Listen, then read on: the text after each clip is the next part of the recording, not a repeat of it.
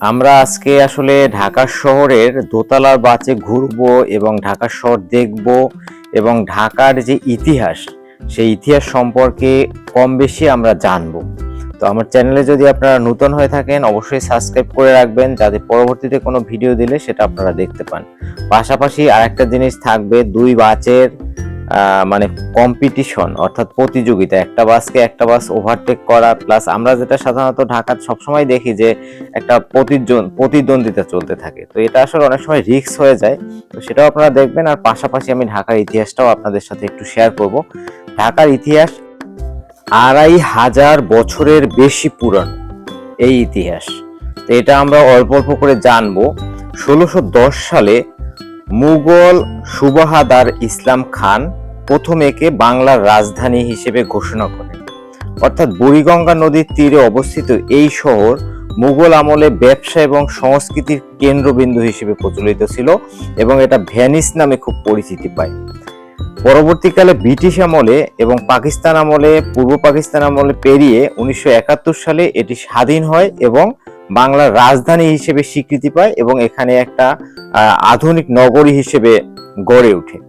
তো আমরা যদি পুরানো ইতিহাস সম্পর্কে জানতে চাই, অর্থাৎ মুঘল আমল ছিল 1610 সাল থেকে 1704, অর্থাৎ 1608 সালে সুবাহাদার ইসলাম খান চিশতি ঢাকাকে রাজধানী ঘোষণা করেন এবং 1610 সালে আনুষ্ঠানিকভাবে প্রশাসনিক কার্যক্রম শুরু হয়।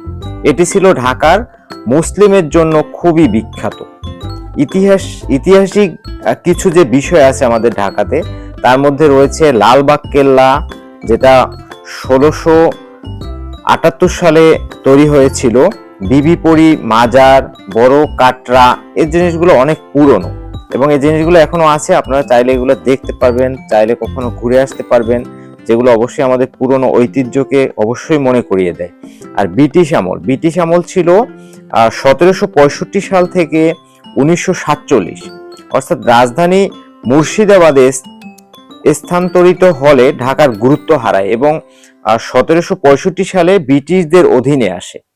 1864 সালে ঢাকায় পৌরসভা গঠিত হয় এবং 1905 সালে বঙ্গভঙ্গের সময় ঢাকা পূর্ববঙ্গ এবং আসাম প্রদেশের রাজধানী ছিল। এটা হয়তো আমরা অনেকে পুরানো হিস্টোরি যদি ঘাঁটি তাহলে হয়তো আমরা এটা জানতে পাবো। আর পাকিস্তান আমল ছিল 1947 সাল থেকে 1971 সাল, অর্থাৎ এই টাইমে, অর্থাৎ আপনার 1947 সালে দেশভাগের পর ঢাকা পূর্ব পাকিস্তানের রাজধানী ছিল। আর স্বাধীন বাংলাদেশ যখন হয়, স্বাধীন বাংলাদেশ 1971 সালের পরে, অর্থাৎ 1971 সালে যখন আমাদের যুদ্ধ হয়, এই যুদ্ধের পরে ঢাকা মানে স্বাধীনতা পায় এবং বাংলাদেশ স্বাধীনতা পায় এবং এখানে আপনার এই গণপ্রজাতান্ত্রিক বাংলাদেশ সরকারের একটা মানে মেগা সিটিতে রূপান্তরিত হয় এবং তখন থেকে পুরা মানে একটা রাজধানীর যে মেইন যে 1971 সালের পরে এটা আসলে গঠিত হয়।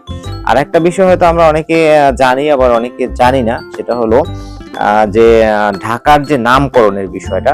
তো নামকরণের যে বিষয়টা সেটা হলো, ঢাকার নামকরণের পেছনে প্রধান মতবাদ ছিল সেন বংশের রাজা বল্লাল সেন ঢাকা বা গুপ্ত অবস্থায় দেবী দুর্গার একটি বিগ্রহ খুঁজে পেয়েছিলেন, যার উপর ভিত্তি করে ঢাকেশ্বরী মন্দির স্থাপিত হয় এবং সেখান থেকেই ঢাকা নামের উৎপত্তি। অন্য মতে মুঘল সম্রাট জাহাঙ্গীর ঢাকাকে জাহাঙ্গীরনগর নামে অভিহিত করেছিলেন। এটা হয়তো আমরা অনেকটা টাইমে আমরা জেনেছি বা অনেক সময় আমরা দেখেছি।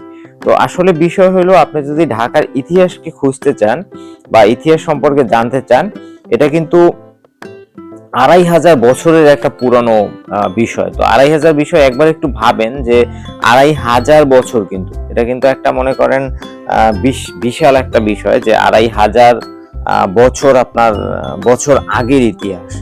আগে থেকেই এই ঢাকার অস্তিত্ব এবং ঢাকার যে আপনার সবকিছুর অস্তিত্ব কিন্তু এর আগ থেকেই আপনার ছিল আর কি, বা তখন থেকে এগুলো আসলে এখন যতটা আপনার ডেভেলপিং আমরা দেখতে পাচ্ছি, হয়তো বা তখন অতটা ডেভেলপিং ছিল না বা অতটা ডেভেলপ হয়নি।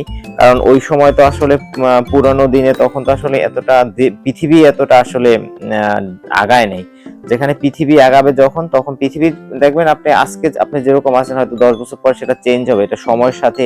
এবং আপনি যখন এটা সময় পার হতে থাকবে তখন দেখবেন সবকিছু জীবনযাত্রার মান থেকে শুরু করে তখন আপনি অনেক কিছুই আপনাকে চেঞ্জ হবে। যেমন একটা বিষয় যদি আপনি একবার নিজে নিজে ফিল করেন, যে আপনি যখন আসলে আগে ধরেন 10 বছর আগে যখন আপনি বাড়ি থেকে ঢাকাতে আসতেন তখন আপনার কতটা সময় লাগতো আর এখন কতটা সময় লাগে, এটা কিন্তু আপনি একটু যদি জাজমেন্ট করেন তাহলে কিন্তু আপনি বুঝতে পারবেন। আর আমি এই যে ভিডিওটা আপনাদের দিয়েছি এটা কিন্তু হলো আপনার মহাখালী, অর্থাৎ মহাখালী যে ফ্লাইওভারটা আছে বা মহাখালী যে ওভারব্রিজটা আছে তার নিচ থেকে যে রেল লাইনটা, এই লাইনের কিন্তু এই ভিডিওটা আমি চেষ্টা করেছি আপনাদের সামনে তুলে ধরার এবং ঢাকার যে মানে ঢাকার কিছু সৌন্দর্য আপনাদেরকে তুলে ধরার চেষ্টা করেছি আর টোটাল ভিডিওটাই।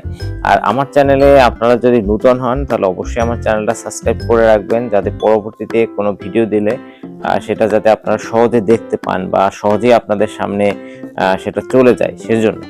আর একটা বিষয় হলো আমি সবসময় বলি যে আপনারা নিজেদেরকে অবশ্যই সময় দিবেন, কারণ নিজেদেরকে গুরুত্ব দিবেন, নিজেকে সর্বোচ্চ প্রায়োরিটি দিয়ে তারপরেই চলবেন। কারণ আপনি যদি ভালো থাকেন তাহলেই কিন্তু আপনি সবাইকে ভালো রাখতে পারবেন। আর একটা বিষয় হয় কি, আমাদের কিন্তু আসলে জীবন আসলে এমন একটা বিষয়, আপনি যদি একবার ফিল করেন, একবার অনুভব করেন তাহলে আপনি বুঝতে পারবেন কিরকম যে আমরা কিন্তু আসলে এটা প্রতিটা মানুষ, এটা কিন্তু আমরা কখনো আমাদের নিজেদের জন্য আসলে আমার মনে হয় না যে আমরা বিন্দু পরিমাণ কোনো কিছু করি। আমরা সবকিছু আমাদের পরিবার, আমাদের কাছে মানুষ, আমাদের আমাদের ফ্রেন্ড বা আমাদের যারা আছে কাছে তাদের হ্যাপি রাখার জন্যই কিন্তু আমরা সব সময় সবকিছু করে থাকি। তো এই জন্য হয় কি যে অনেক সময় আপনি অন্তত কিছুটা সময় আপনি নিজেকে দেন, কারণ নিজের হ্যাপিনেসটাও কিন্তু খুবই গুরুত্বপূর্ণ। কারণ আপনি একবার দেখবেন যে আপনি প্রতিটা মুহূর্ত, প্রতিটা সেকেন্ড আপনি অন্যের জন্য আপনি কাজ করছেন। তার মানে আপনার নিজের একটা সময় দরকার, নিজের একটা ব্যক্তি একদমই একান্ত একটা সময় অবশ্যই আপনাকে হ্যাপি রাখবে। এটা আমি নিজের থেকে ফিল করি। অনেক সময় আপনি যখন কাজ করতে করতে ক্লান্ত হয়ে যাবেন তখন এক কাপ চায়ের সাথে নিজেকে সময় দিন। শুধু একা একা বসে এক কাপ চা খেয়ে দেখবেন আপনার অন্যরকম একটা প্রশান্তি কাজ করবে এবং অন্যরকম একটা ভালো লাগা কাজ করবে। কারণ আপনার নিজের জন্য একটা সময় বের করতে হবে এবং নিজের জন্য আপনাকে বাঁচতে হবে, সেটা কিন্তু একটা বিষয়। তো এই জন্য অবশ্যই চেষ্টা করবেন যে প্রতিদিনের অনেক সময়, প্রতিদিন ধরেন আমরা 12 ঘন্টা যদি ধরি, তাও তো 12 ঘন্টার মধ্যে আমরা হয়তো 8 ঘন্টা বা 10 ঘন্টা অফিসের কাজ করি, ফ্যামিলিকে সময় দেই, তার মধ্যে আমরা অন্তত 10 মিনিট, 15 মিনিট বা আধা ঘন্টা সময় বের করে নিজেকে সময় দেয়া আমি মনে করি খুবই গুরুত্বপূর্ণ। এটা কিন্তু একটা বিষয়। আর আমি চেষ্টা করেছি আপনাদেরকে ঢাকা শহর কিছু কিছু জায়গা তুলে ধরার।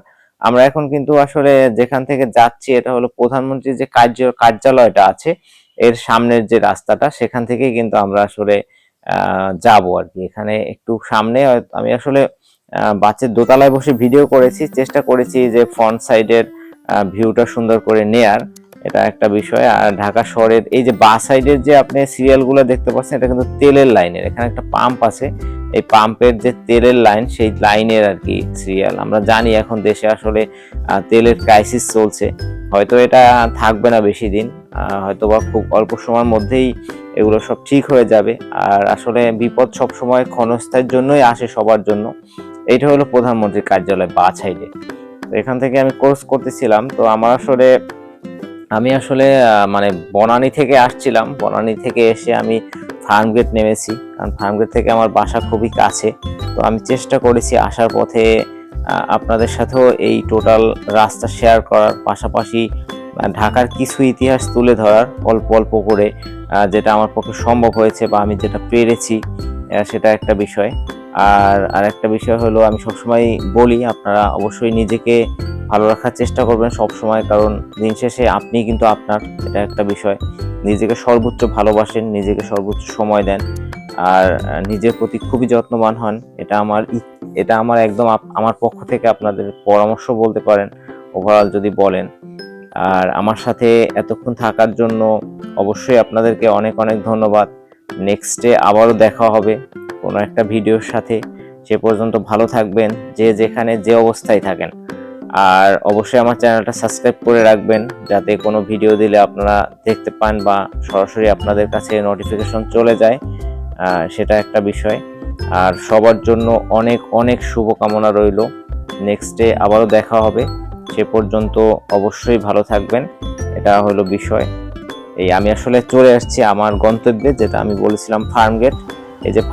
এই যে ফার্মগেটের এই জায়গাটা দেখতে পাচ্ছেন, এটাও কিন্তু একটা অন্যরকম একটা বিষয়। এখানে উপর থেকে মেট্রো রেল গিয়েছে, নিচে এলিভেটর এক্সপ্রেসটা নেমেছে।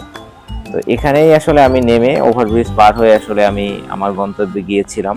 আপনারা যদি কখনো সুযোগ হয়, এখানে আবার একটা ওভারব্রিজ আছে খুবই সুন্দর। আমার মনে হয় বাংলাদেশের সবচেয়ে সুন্দর একটা ওভারব্রিজ, ফার্মগেটের ওভারব্রিজটা আমার কাছে